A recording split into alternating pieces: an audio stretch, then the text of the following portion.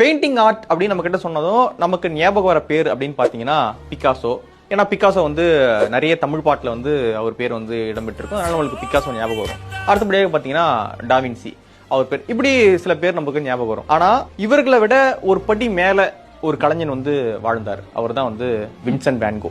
ஏன் Vincent van கோ வந்து இவங்களை விட ஒரு படி மேல அப்படின்னு சொல்றேன்னு பாத்தீங்கன்னா, தன்னுடைய 27வது வயதுல தான் வின்சென்ட் வேன் கோ அவர்கள் ஓவியம் வரைய கத்துக்கிறாரு. இறுதி காலத்துல வந்து மனநலம் பாதிக்கப்பட்டு பிரான்ஸ்ல இருக்கக்கூடிய ஒரு மனநல மருத்துவமனையில போயிட்டு தானே அட்மிட் ஆயிடுறாரு. அப்பொழுது அங்கிருந்தபடியே ஒரு ஓவியத்தை வரைகிறாரு. அந்த ஓவியம் தான் இன்னைக்கு வர கிளாசிக். எப்படி இப்படியான ஒரு ஓவியத்தை வந்து வரைஞ்சிருக்க முடியும் அப்படின்னு வந்து உலக சமூகம் வந்து பார்த்து வியக்கக்கூடிய ஸ்டார்லி நைட் அப்படின்ற அந்த ஓவியத்தை வந்து நமக்கு கொடுத்தவர் தான் வின்சென்ட் வேன் கோ.